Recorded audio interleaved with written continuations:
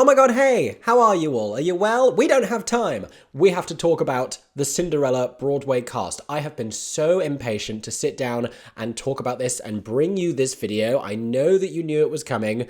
I have been obsessed with this ever since it dropped a few days ago, but I've been so busy with back-to-back shows and editing and writing reviews and various things, the results of which you will have been seeing already on my channel, different things that I have been at and different things that I have been doing, and I haven't yet had the time to sit down and talk about the Broadway cast of Andrew Lloyd Webber's Bad Cinderella. I have to remember the bad. I keep forgetting the bad. Bad Cinderella. Bad Cinderella. To give you some perspective on how busy I have been, it is 1 a.m. right now as I sit down to talk about this, but I am literally desperate to tell you my feelings on this. So, Bad Cinderella is the latest musical by Sir Andrew Lloyd Webber, heavyweight composer of musical theatre, renowned both in the UK and in the US. If you didn't know and you have somehow drifted onto my channel with no prior musical theatre knowledge, Andrew Lloyd Webber is the composer behind The Phantom of the Opera and Cats and Starlight Express and Aspects of Love, and I'm missing out some really big ones, and I've gone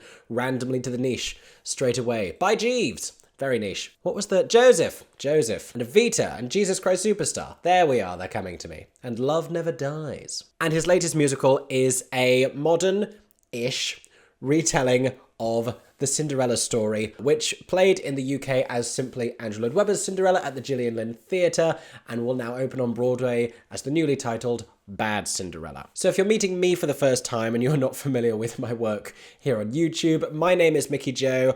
I'm obsessed with all things theatre, and I am a stagey content creator based here in the UK. I'm an independent professional theatre critic, and I've been chronicling what I like to call the Cinderella saga for some time now. You can watch all of those many videos covering the development of the show, the opening of the show, and then its dramatic closure here in the West End and all of the controversy that surrounded that. You can watch those here in a playlist I've made on my channel. Trust me, it's worth finding out about. But just to give you a very quick update, if you're not familiar with all of this, the show opened in the UK with Carrie Hope Fletcher. When all of this was announced, I was like, okay, sure. The cast recording came out and I was like, okay, sure. I went to see the show and I was like, okay, sure. And I honestly thought that that was going to be the end of it. I gave it a 3-star review. A lot of critics were actually a lot more positive, and the show had really started to gain a lot of fans when it began to make headlines for the wrong reasons. There was talk of controversy backstage and a challenging workplace environment, and ultimately the show announced that it would close unexpectedly earlier this year without having notified the incoming replacement cast who were due to be starting very soon. They found out that they'd lost those jobs and that the show was closing via social media. And now the show is setting sail across the Atlantic with new artwork and a new title and a completely new cast. And we already knew who Broadway's Cinderella was going to be, but we didn't know who was going to be joining her. And today we do. So I'm going to be showing you the little promotional video that they filmed to announce this cast that I'm obsessed with. And I'm going to be breaking it down, analysing it, telling you what we can work out from this, who these other cast members are, what you may know them from, and why I'm actually kind of hyped about this. Now, that may not have been what you were expecting to hear from me today, but let me get to it. I will defend that standpoint. Now, before we start talking about this casting announcement, if you enjoyed today's video and you would like to see more of my news analysis and drama videos and reviews here on YouTube, make sure you subscribe to my Stagey YouTube channel. I post new content all the time. And if you really enjoyed today's video and want to encourage me to post more content, it would be very helpful if you could use the super thanks button down below if you are able to donate and give me a Stagey tip. That is very helpful. You can also find me on other social media platforms. I'm on Instagram, TikTok, and Twitter at Mickey Joe Theatre. Now, let's meet the other residents of Belleville, the cast of Broadway's Bad Cinderella. I'm going to their Twitter account. Bad Cinderella, at Bad Cinderella. I'm not following them. I've followed them. I can give them that much. Okie dokie. So this was posted 5 days ago with the caption, "The rats don't run Belleville, we do," except they didn't say rats, they used a rat emoji because they're down with the kids. Meet the cast of Bad Cinderella on Broadway. I saw this and my heart stopped for a few seconds. I was literally outside the Dominion Theatre in London on my way to a new musical workshop, funnily enough. And I could have fallen down in the street when I saw not only that this had dropped, but how they had dropped it. Because they have done a Real Housewives style promo video. Let's just watch it now and then I'll talk about it because I could just keep talking forever. Okay, here it is. The real townspeople of Belleville. I'm not your Cinderella. I'm your bad Cinderella. That's the TikTok viral sound. The heir, we are royally screwed. Prince Sebastian. I'm a kind, honorable woman. No matter what you've heard. Oh, Carolee, Beauty Carmello. is pain. I make sure of it. Christina, We're Acosta, Robinson. everyone's favorite engines. Engineers. Exactly. In my kingdom, I require perfection. Can you measure up? When you look this good, oh, that's very good. Beauty is our duty.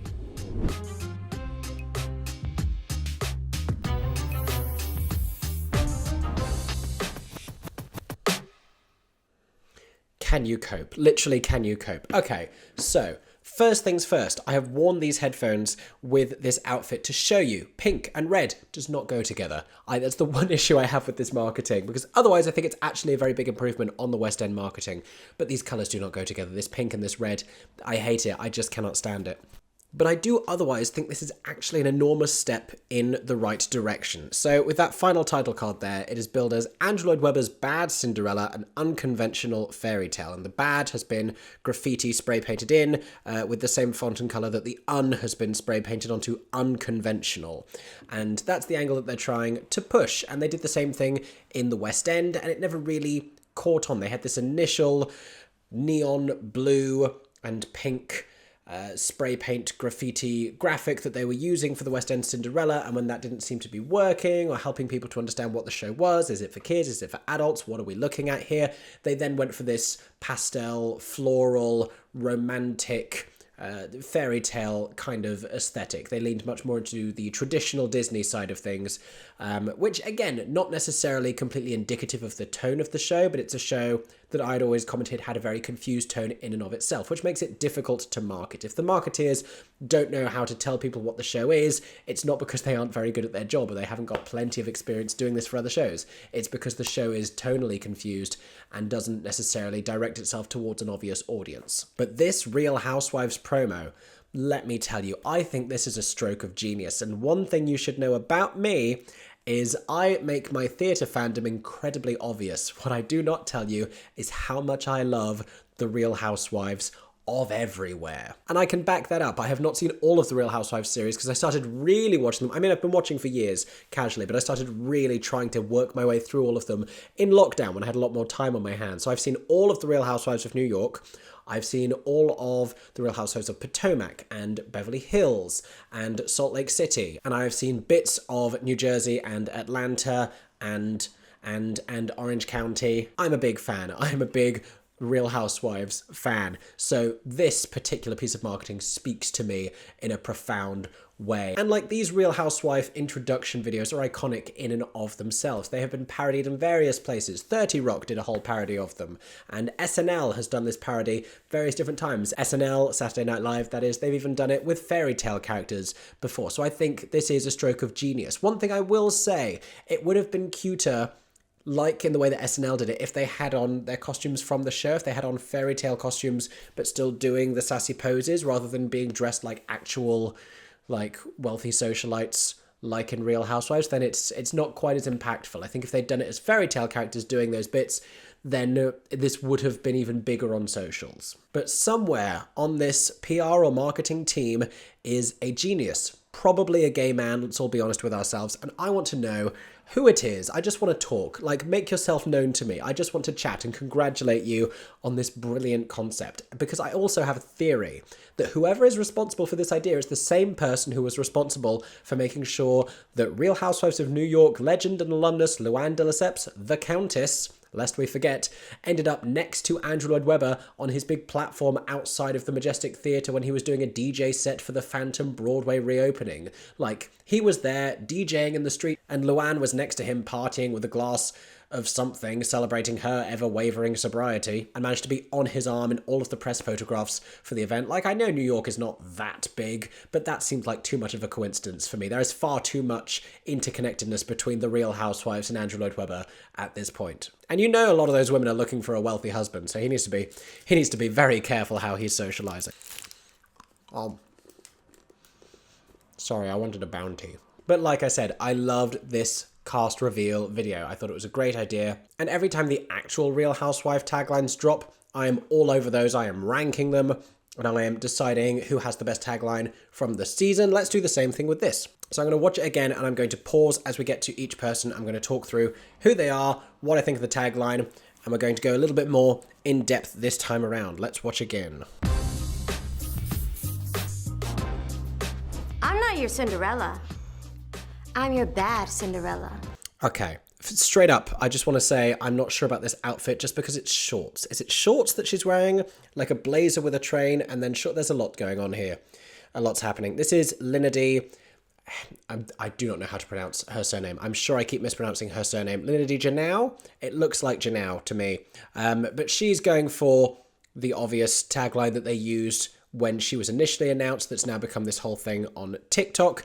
And I feel like this show has been trying to be viral on TikTok for a while. When they reopened after a brief period of closure in the West End to implement changes that never really manifested earlier this year, one of the changes they'd made is that they had choreographed an entire sequence for the bows, and they were encouraging people very strongly to film the bows and put them on social media. They really want to be on TikTok. They were getting the cast to film little TikTok moments, and they were setting up photogenic areas around the theatre. Like, they were trying to push using TikTok as this marketing tool. They want what Six has with the Mega Six, where people film every performance and put it online, and it really spread the popularity of the show and made it an international sensation. So I think they're thrilled that the whole I'm not your Cinderella, I'm your bad Cinderella thing has gotten big on TikTok, even if it is at the show's expense a little bit. They want to be in on the joke. That's absolutely fine. They got what they wanted, which was TikTok success. Carrying on. If I'm the heir, we are royally screwed. So next we have Jordan Dobson as Prince Sebastian in a lovely velvet blazer. So Ivano Turco played this role in the West End. Jordan Dobson is not a performer that I know. I believe he was in Hadestown on Broadway. Now, I don't know to what extent the script may have been rewritten or amended, but his casting begins to annoy me on some level just because of the same issues I had with Ivano and all of the princes in the West End, is that they spend a lot of the show talking about how undesirable and weaselly or ferrety or whatever they compare him to Prince Sebastian is in comparison with his brother Prince Charming. And I'm not getting that from this man. He seems fine, and by fine I mean fine. And that's a lovely blazer. I want to know where he got it. Carrying on. Oh, I said I was going to talk about the catchphrase. What does he say? What do you have to say for yourself? If I'm the heir, we're royally screwed. That's cute. That's a cute pun, but a terrible tagline on an actual Real Housewives series because you're supposed to be promoting yourself. But in the context of this, I like that it's cute. I'm a kind, honourable woman. No matter what you've heard. Oh, Carolee Carmello giving an award-winning performance in the promo video alone in a lovely gown, looking stunning with her hair all blown out. Oh my gosh, Carolee Carmello aging fantastically. So this is the casting that I think is probably the most exciting from this announcement, and she's the biggest name from this announcement. Let's talk all about Carolee Carmello. Now, the stepmother was possibly the role I was most excited for on Broadway. The rumour was Tony Award nominee Jennifer Samard, who was seen last season on Broadway in Company as Sarah, I believe, and understudying Patti LuPone as Joanne. And she is very, very funny. And the stepmother was the only role to be Olivier Award nominated here in the West End. Victoria Hamilton Barrett was universally acclaimed for her performance. She was drawing inspiration from Joanna Lumley's character Patsy from Absolutely Fabulous. And so all eyes are now on Carolee Carmello in the Broadway production. Will this continue to be an award-worthy role? Interestingly, this is not Carolee's only opportunity to be nominated for a Tony this Broadway season, because she has also been part of the current, still running Broadway revival of 1776. So she is doubling her chances for a Tony nomination this year. If you don't know Carolee Carmello's body of work, I will name just a few of the shows that she's been linked to. She was one of the more prolific Donnas in Mamma Mia on Broadway, and if you haven't watched the bootleg of her singing singing The Winner Takes It All, then you must. Back in the day, she was also in Les Mis. She was Florence in Chess. She was in the original Broadway cast of Parade. She was also in Falsettos on Broadway, playing the role that Betsy Wolfe played in the most recent revival. Like, Carolee Carmello has done an awful lot of incredible things. And she's played a lot of these belting, regal leading ladies. So I was surprised that she was announced and was playing the stepmother rather than the queen, because the queen is very demure and prim and regal, obviously. She's the queen. And the stepmother, at least the way that Victoria Hamilton Barrett played it, her exterior and the class and the society that she purported to belong to was a little bit of a facade. And she was definitely this broad comedy character who had most of the funniest lines, if not all of the funniest lines, in the West End production. And I got to thinking, is this something we've seen Carolee Carmello do before? But we have. Carolee is a deceptively versatile actress who has played Mrs. Lovett before in Sweeney Todd, big musical comedy role. She was in that site-specific production in a pie shop in New York. And previous to this, she was in Urinetown. She replaced Nancy Opel as Miss Pennywise back in the day. So she has given you plenty of comedy shtick in her time. Do not count out Carolee Carmello. I'm so excited to see and hear what she does with this role. I think it will be very exciting. That being said, I think she is probably the character you could most easily come up with a Real Housewives tagline for, and the one that they've gone with is kind of disappointing. But again, it gets the job done. If I was watching this on an actual upcoming Real Housewives season, I wouldn't be rooting for her from the off. Beauty is pain. I make sure of it. Okay, Christina Acosta Robinson, another performer I do not know, but she is playing the godmother. Beauty is pain, I make sure of it. That's a great line.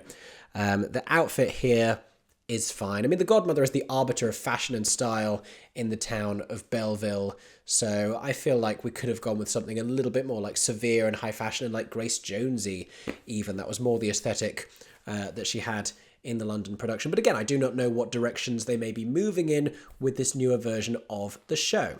The godmother was an interesting character because she had some big moments in the show, and she ended Act 1 and she served some big purposes in the plot, but she didn't appear all that often. I had a little bit of criticism as to how they had underdeveloped her character and how she was utilised as a plot point really twice within the show and wasn't fleshed out much within that. So she is one I'm definitely watching to see whether they have potentially expanded her role in the show and developed that a little bit further. I'm hopeful that they have.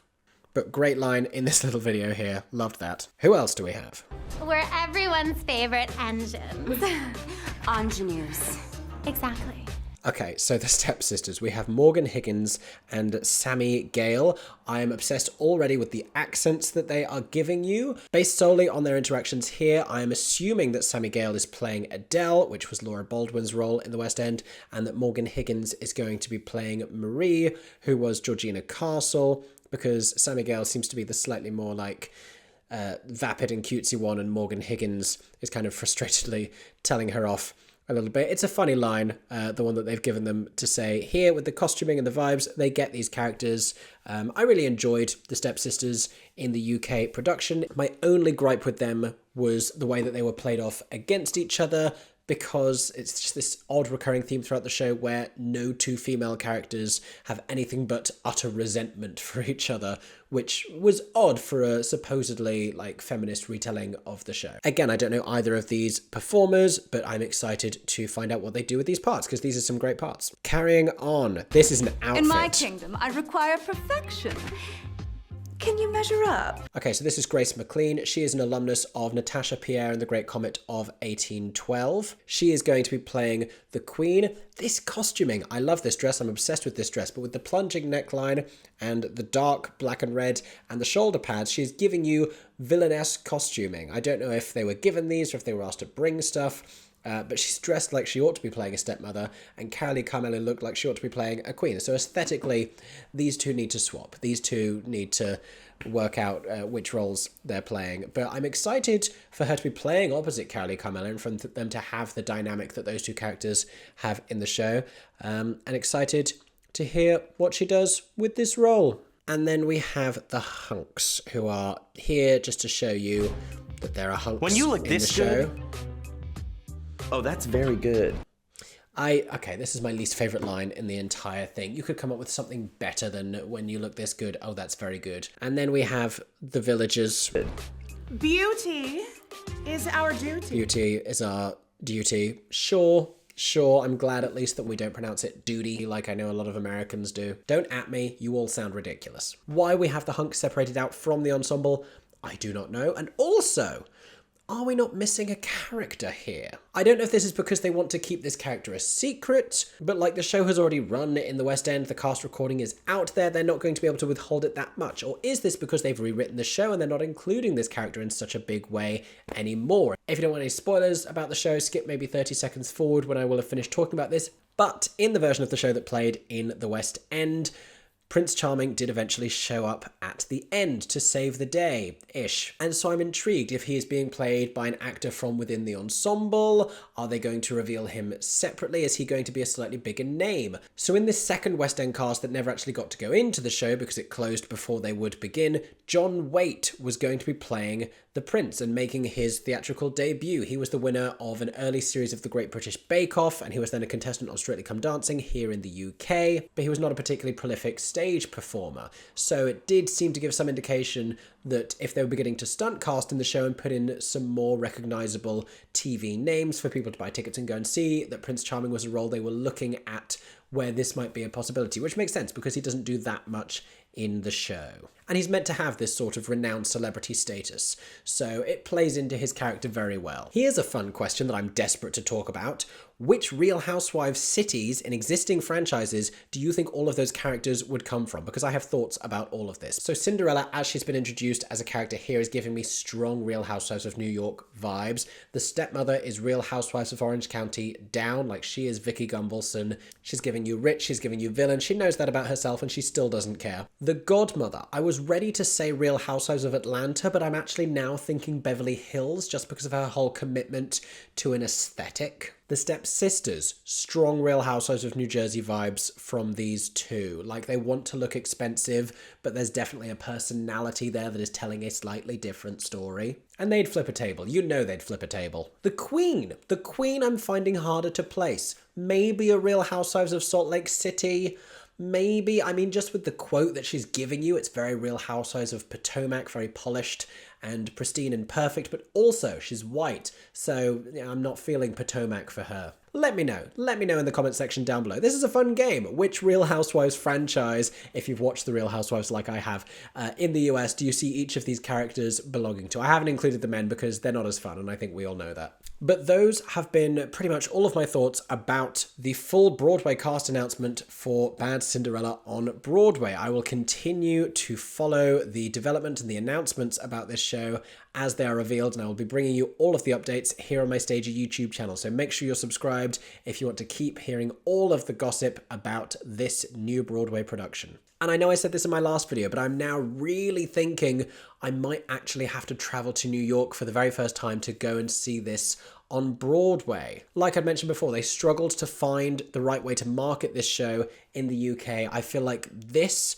kind of marketing, whether you like it or not, I feel like this is a big step in the right direction for them really identifying an identity for this show and helping to market it to an audience. And if they can get the Real Housewives fans to go to Broadway to go and see this show, and if they can sort of retool the material to be directed more strongly towards a particular audience and a particular tone, I think that could be a really big win for them. There are other problems within the show that need to be addressed. I'm not suddenly converted to thinking this is the best show ever and it's going to be a huge, huge hit, but this has got me more excited about it than perhaps I was when the West End production was originally announced, because now I know what the show is, now I know that it has a sense of humour about itself, and I'm excited. This has made me excited. Let me know your thoughts in the comments. What do you think about this cast? Let me know about the performers I don't know about. If you're Broadway fans watching this video, who else should we be excited about in this cast? What have they been in before? Tell me which are your faves. Thank you so much for watching today's video. I hope you had as much fun watching this one as I did filming it. This is something I was very happy to talk about. If you did enjoy today's video, make sure you're subscribed to the channel. Make sure you go and find me on other social media platforms, Twitter, Instagram, TikTok. I'm at Mickey Joe Theatre. I hope that everyone is staying safe and that you have a stagey day. For 10 more seconds, I'm Mickey Joe Theatre. Oh my god, hey. Thanks for watching, have a stagey day. Subscribe!